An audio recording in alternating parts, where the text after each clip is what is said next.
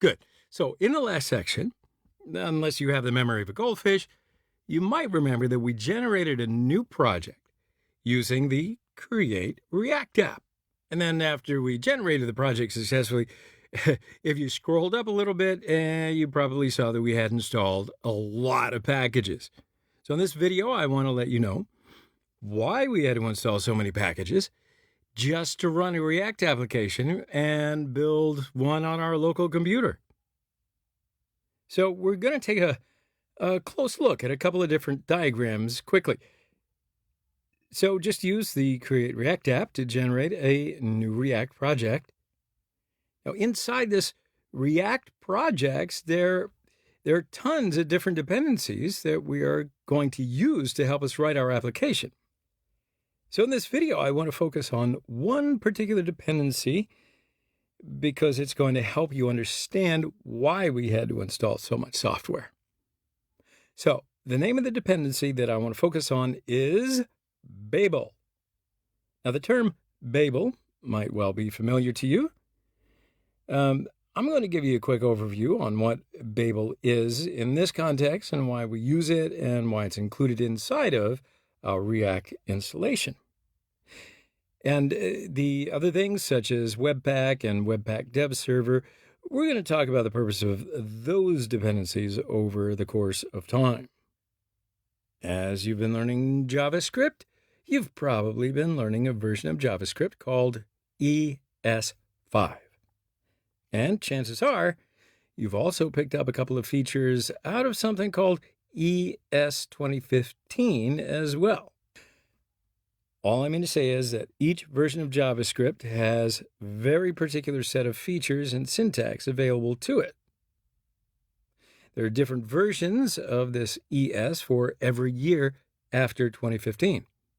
So again, chances are you've learned a little bit about ES 2015. Now, of course, there's also an ES 2016, 2017, 2018, 2019, and so on and so forth. And every one of these different versions has some new wealth of features and upgrades to the JavaScript language. Now, the important thing to understand here is that these updates to the language are generally for the benefit of developers. So in other words, if we can make use of ES 2016 JavaScript in the next few years as well, then we're going to have a really good time because these newer versions of JavaScript has new syntax and new features available that makes your life as a developer a lot easier. However, there's a little bit of an issue with this, you might have guessed. It just so happens that certain browsers are not always 100% up to date. At present, just about every single modern browser out there has excellent support for ES5 JavaScript. So in other words, if we write ES5 JavaScript code, then we can send it out to just about any version of browser, and that code's going to be executed just fine. The same is almost true for E2015 as well, I'd say. All the new updates to JavaScript included in ES 2015 can generally be executed in every modern browser. But as we start to look at years after that, like 2016, 17, 18, 19, barely any browsers for these recent years have support for the changes to JavaScript that are included.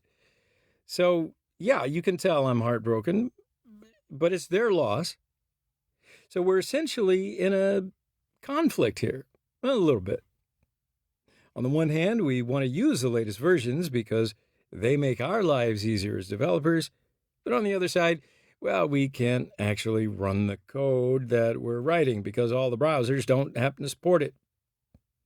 So in order to overcome this, we make use of a tool called, and you wondered where I was going with this, Bebel. Bebel. It's a command line tool that can take any version of JavaScript and it will convert it to a newer version. So this right here is a diagram of what might happen if we don't use a tool like Bebel. We might write some ES 2015 code inside of some JavaScript files, and then send it down to some browser with no guaranteed ES 2015 support. So if we did that, then our code might completely fail to run on that user's browser, and they probably won't see any content when they visit our web page. They'll probably just see a totally blank page or something like that. So with Bebel, we write our ES 2015 or 2016 or 2017 and so on and so forth code, and then we feed it into this command line tool called Bebel, and Bebel converts it to ES5 version of JavaScript code that is going to be safely executed on just about any browser in existence. That's the job of Bebel. Now, as I said, anytime that we generate a new React project, Bebel is included by default. Internally, Bebel consists of, guess what? A tremendous number of packages. They're all different. Now, there's definitely other dependencies inside of this project as well, and we'll talk about them over time. But we do need to understand a little bit more about the Create React app. So let's continue in the next section, and we're going to start looking at the contents of the project.